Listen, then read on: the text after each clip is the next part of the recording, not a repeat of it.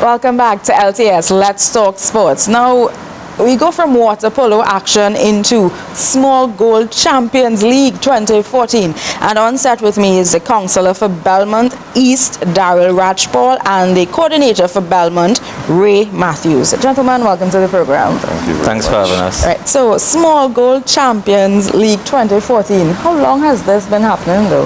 And this has been in existence for the past 3 years. 3 years, right? Yes. And, well, I know you represent the Belmont team, right? How many other teams, though, are part of this entire event? The teams or groups? Groups, sorry, yeah. We have Cucurit, Gonzales, Sealots, and Barcelona Street, along with Belmont. Right. And well, have you been competing for the entire 3 years? For the entire 3 years. Yeah, and where have you guys placed thus far? You all have you all left already with a first place? No, we didn't get a first place yet. Basically, we had a third place. Third place. Third place from the first, I think from the first year. Right. We had a third place coming out from the Belmont League. So, okay, so we're hoping to good, capture the first place this year because we have some strong teams in the competition representing Belmont, and we hope to come on with the trophy this year. Nice, nice. But in terms of Mr. Councillor, how long have you been involved with it? Well, I initiated it, so 3 years ago we started it, and it is normally, so I really like to look at it as a community development event more than a football tournament. Football is just the vehicle that we use, small goal that is, and mainly because it's one of the most common things, or one of the most common events in Port of Spain, and has always been. You know, recently we have seen it died a bit, you know, but we're trying to revive it because it's something that people like and people come out and support. Yes. You know, just to elaborate a bit on how the tournament is set up. We have 5 qualifying zones: Sealots, Gonzales, Belmont, Barcelona Street, and Cucurit, which will accommodate the Western teams because it's a city thing, although it's not limited to teams in the city. Right. Because you can come from wherever. The only thing is when you qualify, whichever zone you qualify from, you have to represent the area from that zone, right?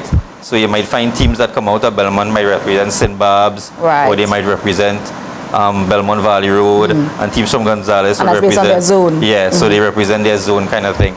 So what happens is that the 4 top teams in all these zones will qualify, and they will meet in King George for like about a month, like a World Cup setup, where you have group stages and then you qualify into the thing, and the champion, they play for 25,000, right, first prize, and well, in the past it has been 10,000, 5,000, but we're looking to try and make second prize a issue as well, because people find it's small money for second prize, but yeah, you know, we say you have to play to win. Yeah, you definitely. know, if you play to win, you get the champion prize, and you know. No, so. I know you said you have to do the whole where the knockout, almost like a knockout phase.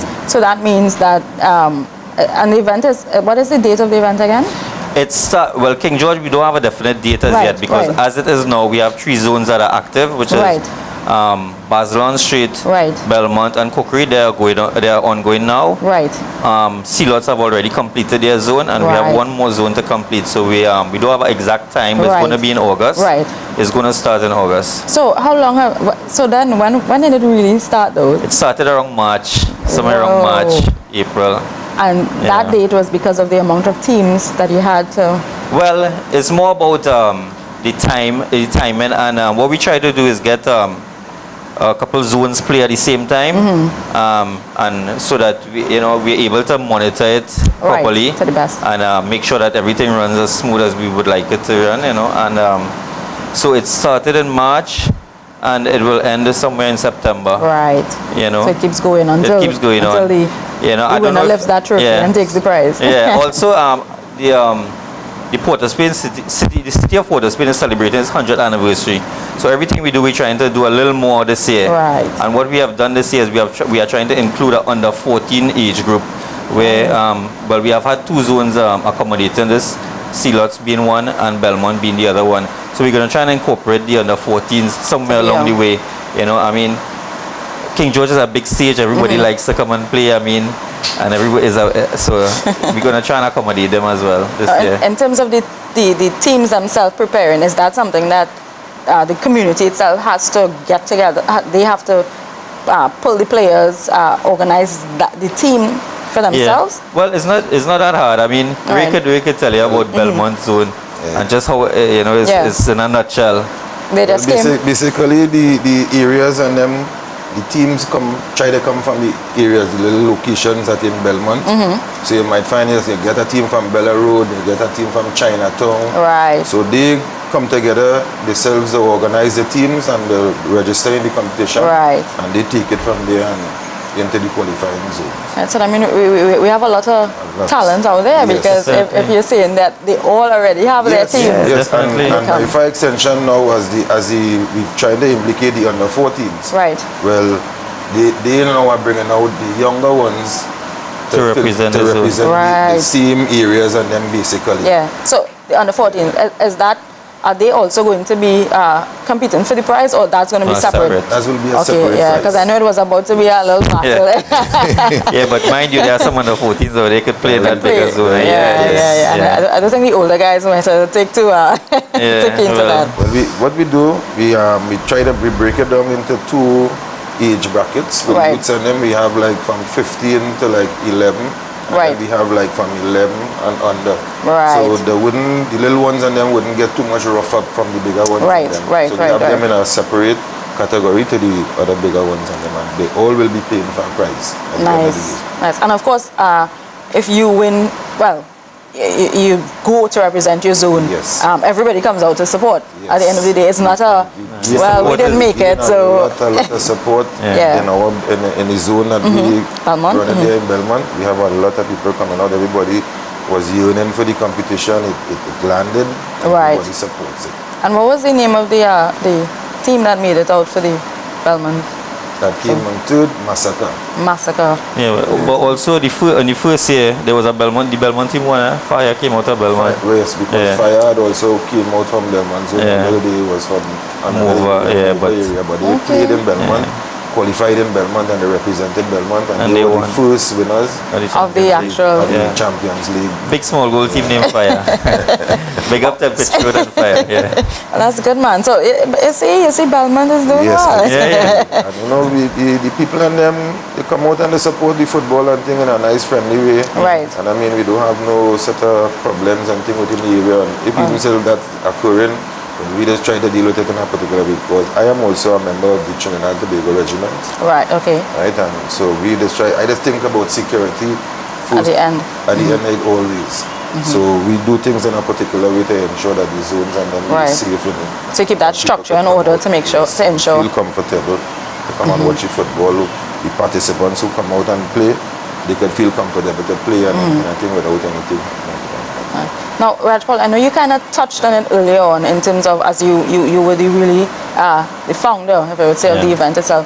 But can you just give me some more in depth in terms of what made you decide I want to do this for the Port of Spain area? Okay, well, I mean, I played a bit myself, right? I played a lot myself. So I know about the thing, and it has always been something that people would support and people would come out and support in the communities, and these You mean days, just regular football? Small goal. Small goal, right? Yeah.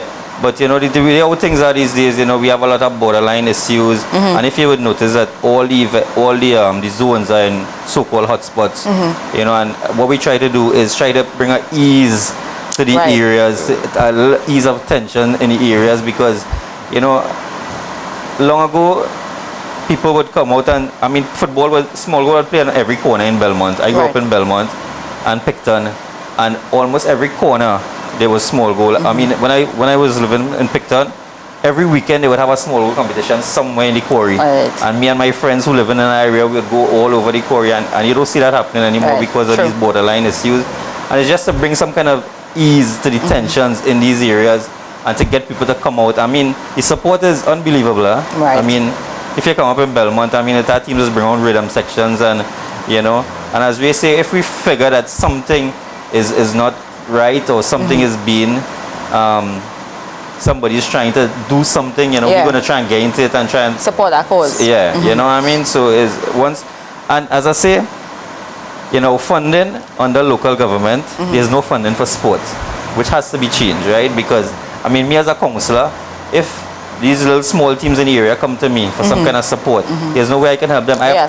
They come and beg me, and I have to go and beg somebody.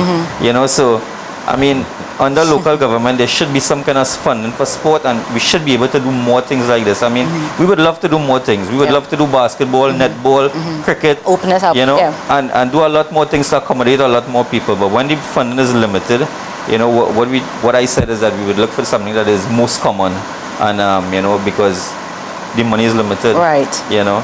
So, but and that's how we came up with Small Goal being. Right. You know, and definitely the channel. You're seeing it there. So I think you started a great initiative. So it's just to keep that momentum going and build from there. Yeah. But we're going to take a short break, and we will come back, and we're going to be talking some more on the Small Goal Champions League 2014. Let's take a break.